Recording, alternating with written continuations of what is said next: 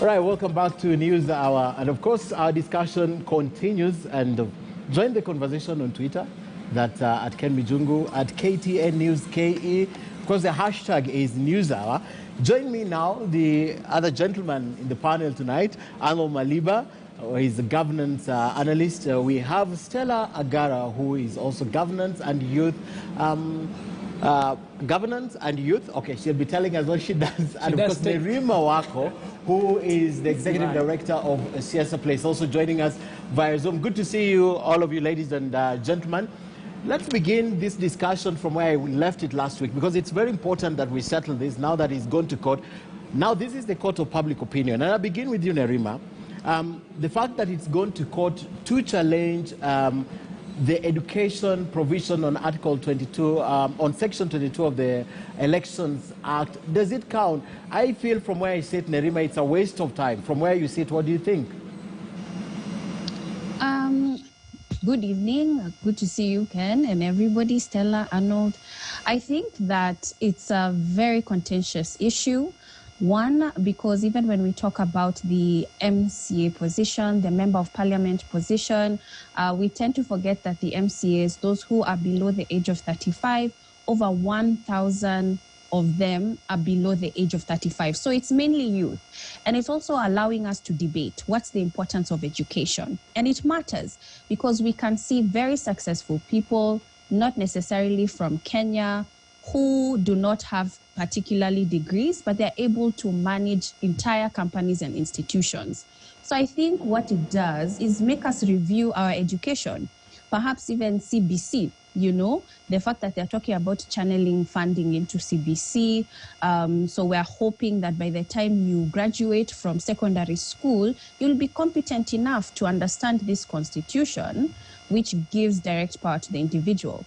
So for me, it's an important, contentious issue because youth have actually come to me in a report that we did, and they asked us to fight this thing. They feel that the fact that they have to be required to have a particular degree to lead is not fair to them. I think what's important is the attitude and character of an individual.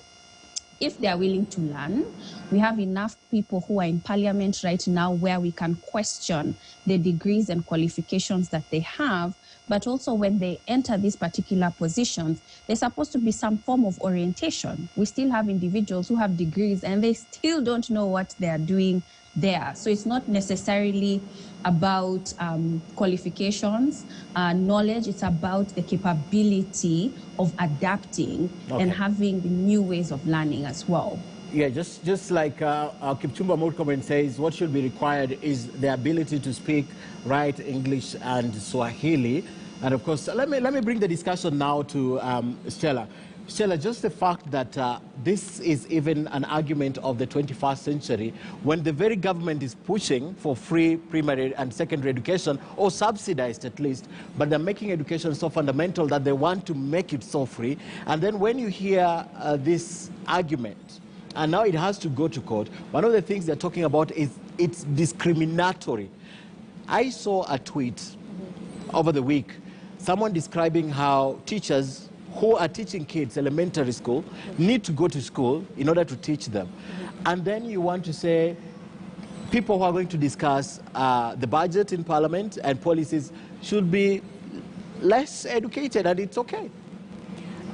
Mijungu, first of all, thank you for having me here today. And the first thing I'll have to say is that one of the things we must realize is that when this provision was put in the Constitution, there's some thought that went into it. There was a review of the conduct of our leaders as far as their participation in policy-making processes. Even speaking in the National Assembly was concerned.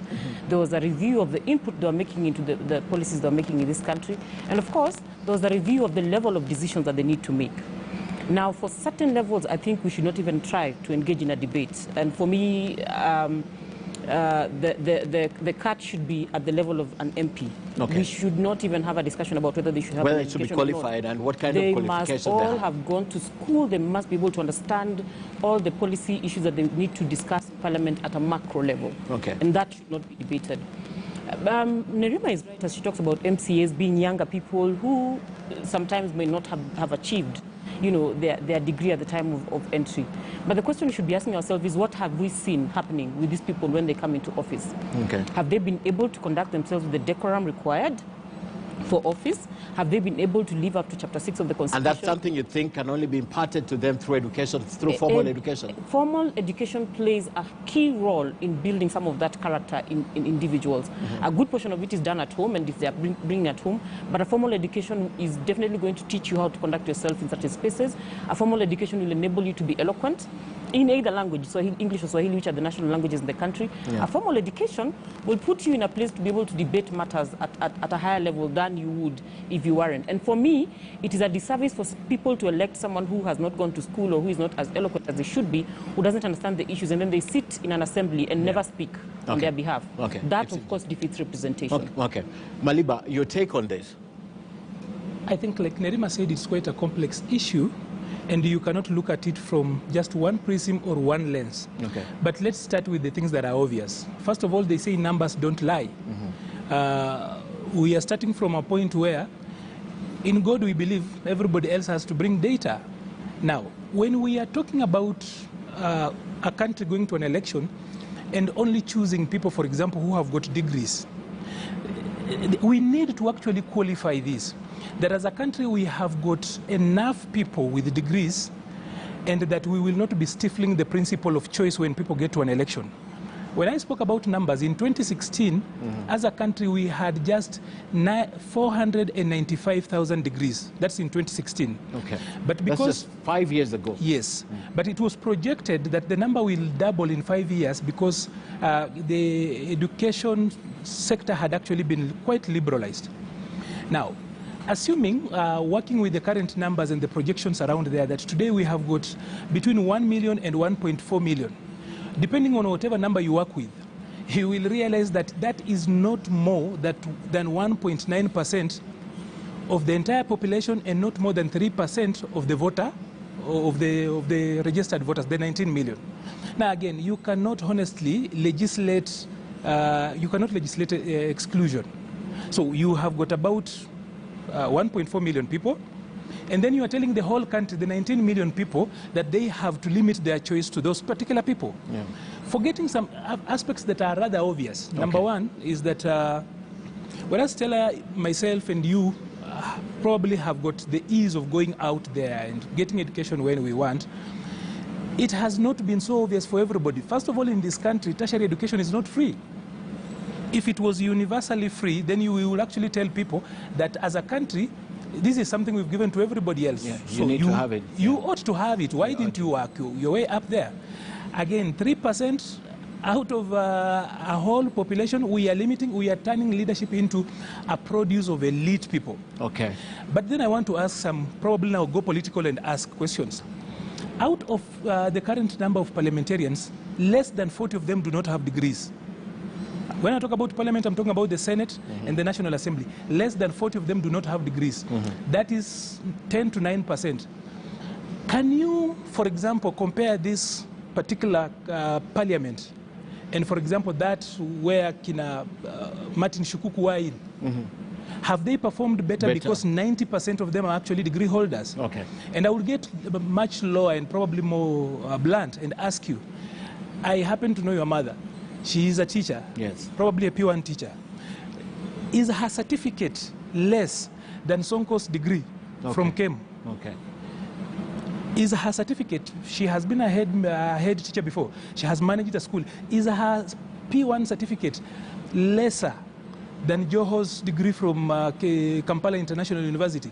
So, even as we get around this thing, we also are telling young people who are coming from school that I can run a university as a head of a university, a student leader, but I cannot run education so long as I am not out here. Yet people like Mwirigi won elections before they even completed school. Yes. So it's something we really need to look at both ways. Okay. And we should not confuse going to school with education, because there are three things, even as we wrap up on this, that a leader should only have three qualities. Number one, a leader should care. That is about empathy. It's universal. That a leader should be able to feel and be like his other people. So number one is caring. Number two, a leader should have character. You don't go to any school to have character. You can actually be caring, but you do not have a proper character. This is where integrity comes in. And number three, the last C, is that a leader should be competent. Now, that's where education and experience and skills come in. So, which care, character, and competence. Competence cannot be limited to education only. Even the ability. That's why they usually say that you need to go back home and even be the chairman of a cattle dip first to show your responsibility. Anyway, gentlemen, this discussion is rested. I have a concern that I'll begin from Nerima once more. Nerima, Francis Atwoli Kotobos just said the other day that for the Parliament may be moved to postpone the election if at all we don't do a referendum. Why should Kenyans be alarmed by this statement, Nerima? It's a careless statement. First of all, because the Constitution basically illustrates or shows when an election can be postponed. I'm not a lawyer, so I can't quote for you the exact articles. Maybe Arnold knows them. But basically, it would have to be when the country is either at a war or some state of emergency. And even so, you can't even extend it for a period of time that is already determined.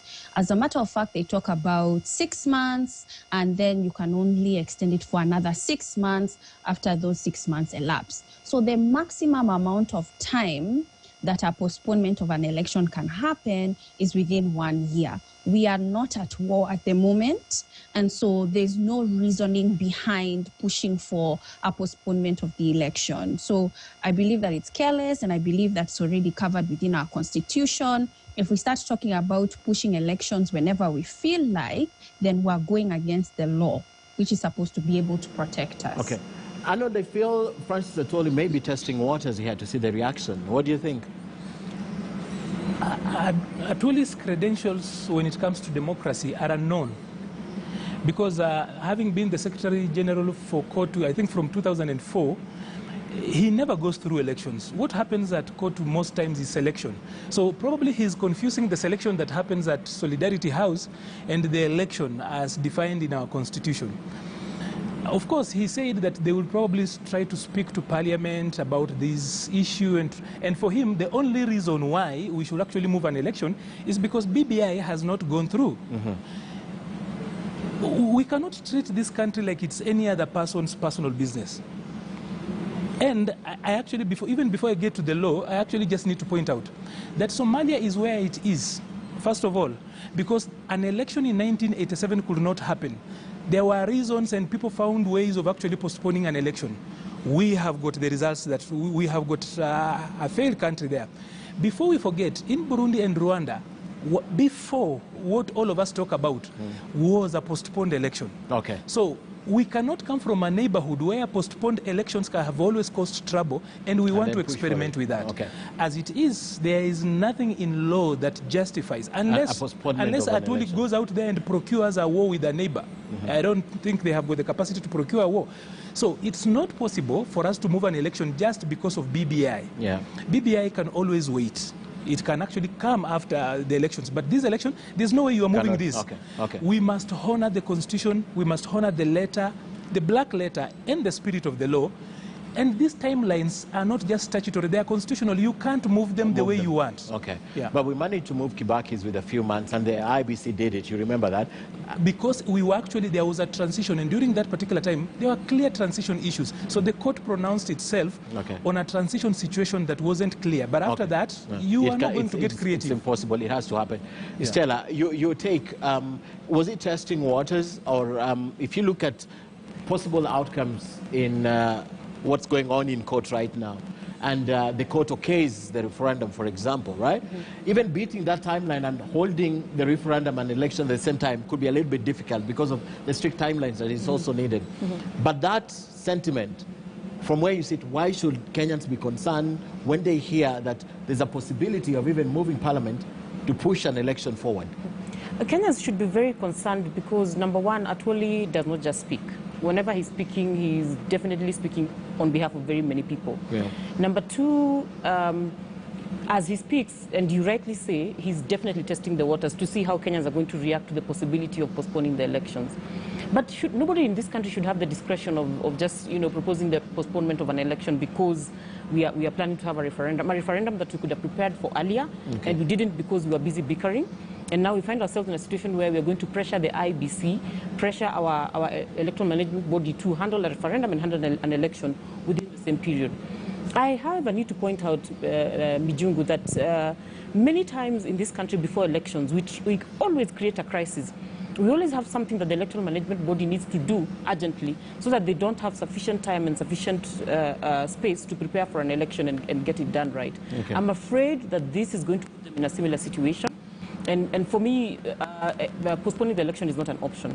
It is not an option, number one, and it is not in the place of the COTU SG, okay. Francis Atwoli, to dictate whether or not we are going to postpone the elections. And as Nerima has said, there are no grounds really. I mean, he would have to really, look hard to find a reason to postpone the elections. Okay.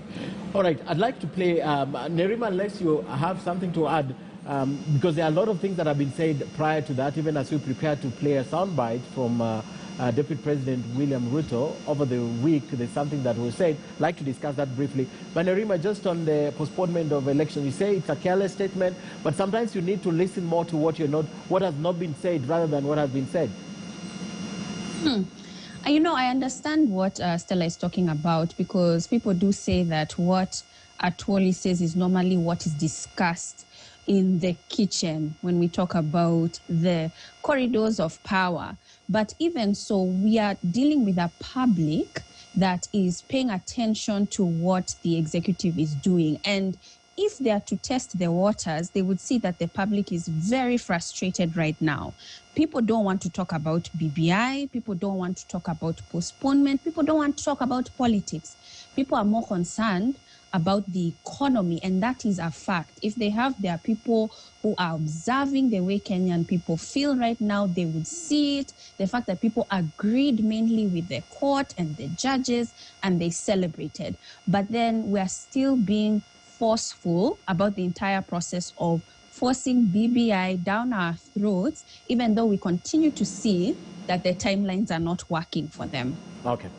Great. I'd like to play a soundbite from Deputy President William Ruto about UDA, because, ladies and gentlemen, this is the first time that I think the Deputy President is coming a little bit more clear and supporting UDA. And I want you to weigh against that and tell me, what does this mean for the Jubilee Party? But even as we look for that soundbite, Gadara, on our earlier discussion, Gadara says the idea that formal schooling makes for better rulers and representatives is a completely historical. Many of the GOK folks who have been robbing us for nearly 60 years have had degrees and PhDs. You agree with him? I know you agree with him. No, they went to Alliance and they went to Alliance and the University of Nairobi. You will be skinned alive. Let's play this soundbite, then come back with the discussion from the Deputy President William Ruto. Hawa watu wamevunja chama ya Jubilee ya kitaifa. Sasa wanataka kutuambia kila mtu aende aanzishe chama ya kabila yake. Sisi tunawaambia Hustler Nation ya Kenya haiwezi kutoshea kwa chama ya kabila fulani na haiwezi kutoshea kwa chama ya kona fulani. Sisi tutakuwa na chama ya kitaifa ambayo Wakenya wote watatoshea. Ninyi mnanielewa jameni? Tuko pamoja? Tuko pamoja? Na kwa hivyo tunasema, kwa sababu wamekwama na hiyo chama yote, sasa tunasikia wanataka kuunganisha ati ODM na Jubilee. Sasa nyinyi niwaulize jameni, historia ya Kenya hii sijui itafanywa namna gani? Na ndio tumesema, kwa sababu wanafikiria wakiunganisha hizo chama ati sisi mahasla tutakosa chama ya kutupeleka mbele. Sisi tunataka kuambia my friends, sisi tuko masaa na tuko rada. All right, ladies and gentlemen, this perhaps is the first time he's really come clear about UDA. The last time he had an interview with Citizen TV, he said we would be forced to reconsider. But I want you to put into context this statement with what Charity Ngilu said also about Kalonzo Musyoka, ODM leader, and Moses Wetangula, and the fact that if they need to win this election, and this is an election now they're looking at it against William Ruto, they need to come together, otherwise they will not succeed because it's never happened before. Let me begin with Stella in this. You know, Ken, when we were starting, just before we started the show, I was having a conversation with Maliba. And one of the things I told him is that this coming together of the actors who are not with the vice president is a sign that they are now afraid of the force that he's presenting. They're definitely afraid of the challenge that he's presenting. And I'm on record here on KTN as having said several that if we do not prepare as a country, we will fall into the hands of this gentleman that we all seem to fear to become the president of this nation, because he's a master strategist. That is something we all know. He's a master strategist. He prepares for every eventuality, and right now, in his thinking, there is no amount of damage that you'll do to him that he cannot turn around. Now, when they start talking about coming together now, what kind of conversations are they having about him? Because he has prepared himself to deal with every negative statement you're going to make about him. How about looking internally to begin talking about what they're going to offer, as opposed to the hustler narrative or something different? But then again, you asked a very important question about what this means for Jubilee. Jubilee's story was dead as of last year. And some of the troubles that they have had for this length of time, the fact that they have been fighting over even positions in certain constituencies where we had by-elections, should have been evidence to us that Jubilee was on its deathbed. Okay. Now, right now, everyone is struggling to get the party where they're going to have a footing and not have to fight for space within the same spaces. But they're also trying to find a party where their people will support them, which is why you see people like Wamushomba defecting and that kind of thing. Yeah, those defections. So it's crunch time. Nobody wants to wait until January to decide where they're going to be standing. But the one decision that people must make right now is to decide whether or not they are settling for a Ruto presidency. And if they are, then we fall in. I hear you, and for me, you sound like you're saying they need to do what Ngilu is saying, Charity Ngilu is saying. Absolutely. This gentleman is a force. How is it that all these people have to unite against one person? When did William Ruto overtake? Anyway, you don't have to answer that. But I want to put that in context. And Nerima, looking at what Governor for Kitui Charity Ngilu said and what the Deputy President William Ruto is saying about the Jubilee Party, where does that leave the other people who are contemplating, any other kind of formation? Because it's clear that as we are today, the horses are two. Historically, they have mainly been two. We normally go into our political races in that format, even though in our country at the moment we have almost 100 political parties, and I'm talking about almost 1,000 still in the waiting list in terms of being given the go-ahead to register as a political party.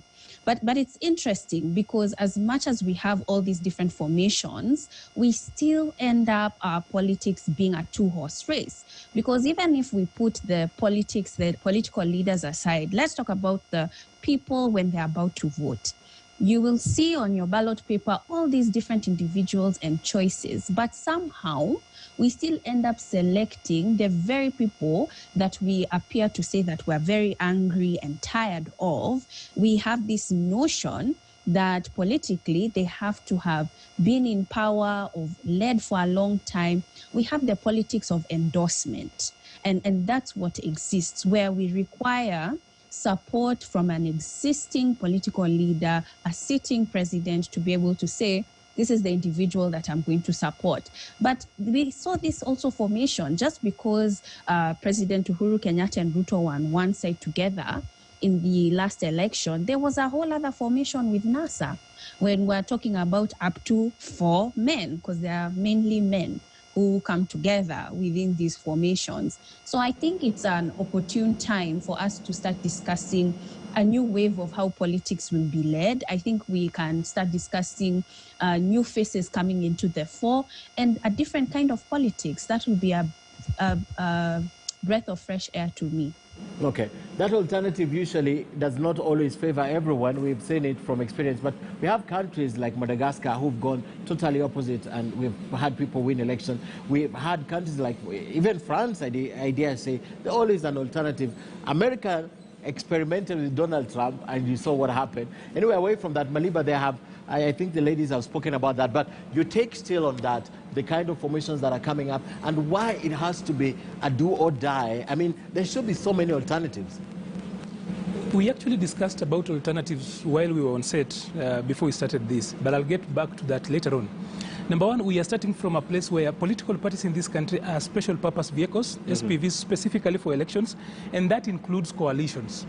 So NASA died that afternoon when the final results came out and they had not won the elections. Okay. So systemically, NASA had died.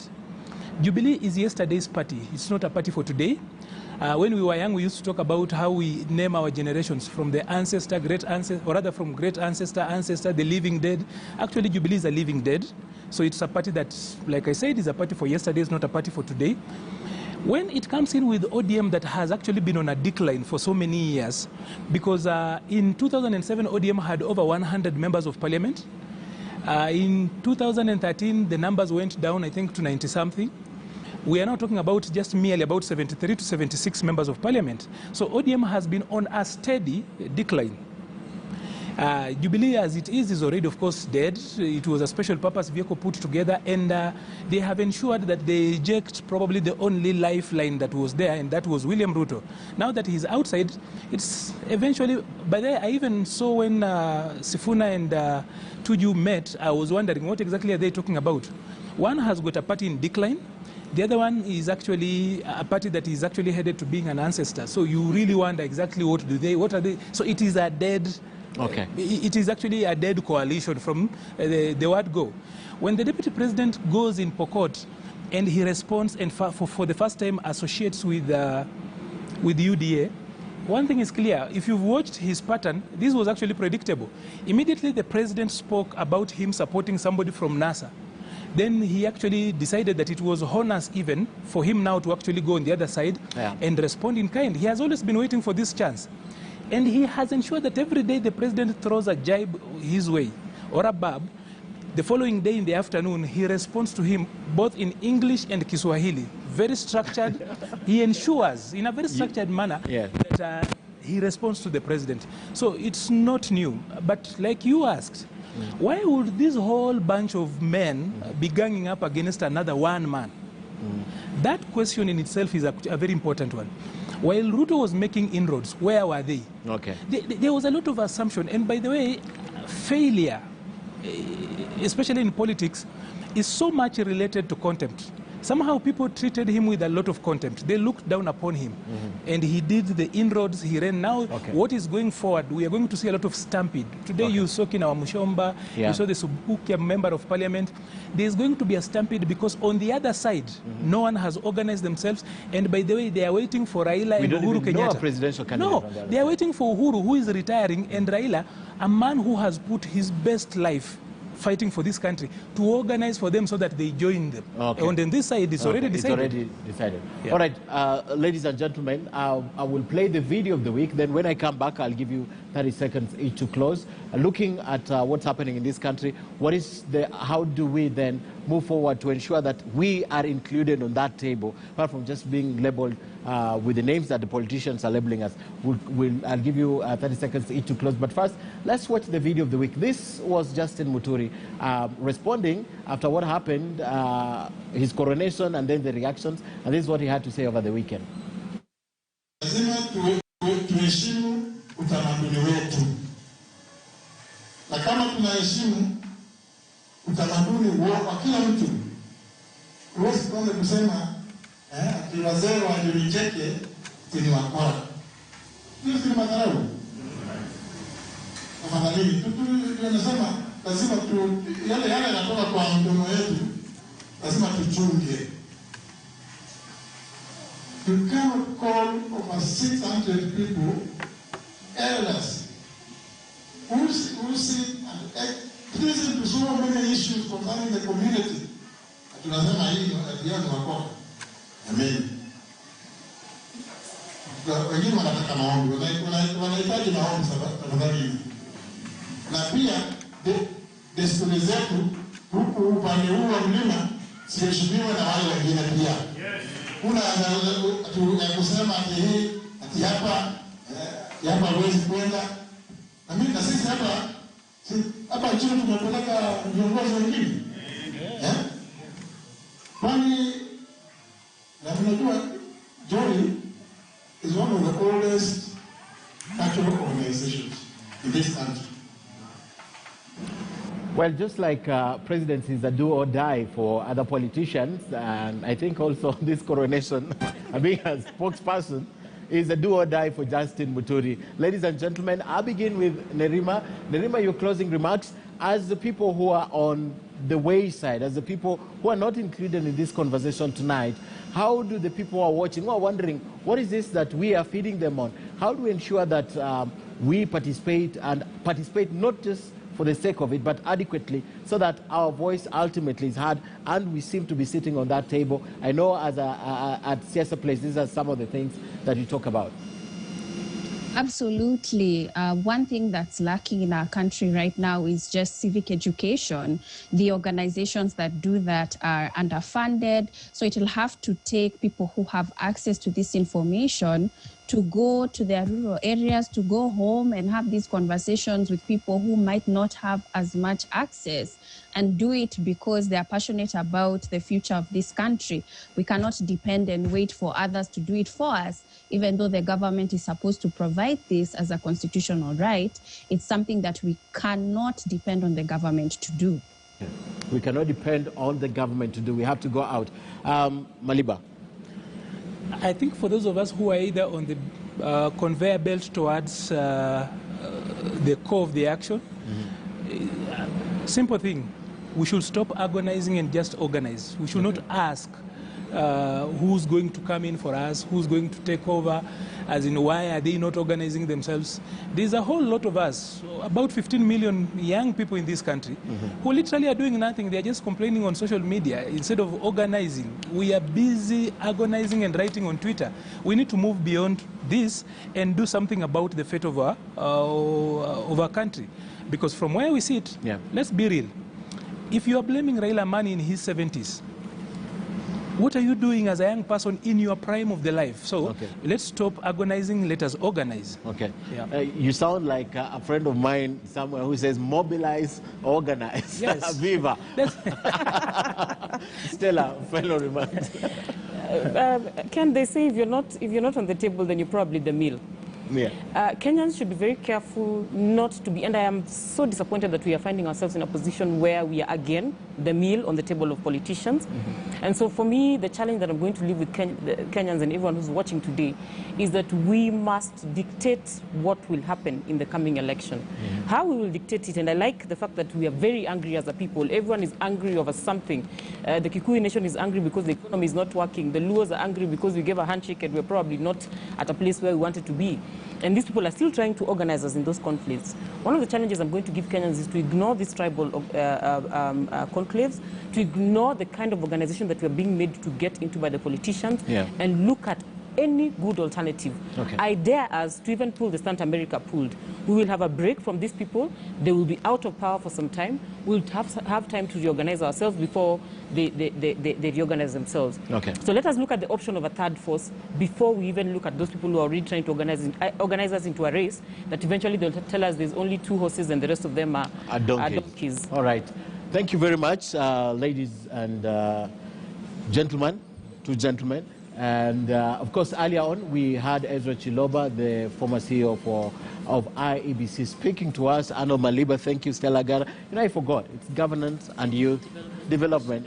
Sorry, award-winning. Thank you. And Nerima Wako, always a pleasure seeing you. I don't know if we have the newspaper. Well, I don't have mine, so I can't look at it and tell you. But let me see what we have in the newspaper tomorrow. All right, that's the paper. The Raila NASA gamble is what we are leading with. So grab your copy and read about that. Aside from that, I'm also looking what we have. All right, the thrills of WRC. Gentlemen and ladies, I hope we're going to Naivasha. If you have your plane, because there's no road, please go with me. So the thrills of the rally after 19 years hiatus is also making it the standard. So grab your copy. We have run out of time, but I want to thank you for watching News Hour tonight. My name is Ken Mijung. Of course, tomorrow is Crossfire, and expect Crossfire tomorrow. On behalf of the team, on behalf of my guests here tonight, let's do this again next week, same place, same time, right here on KTN News. Have a good night and God bless, and thanks to our sign language interpreter tonight, Marisha Owiti. Good night and God bless.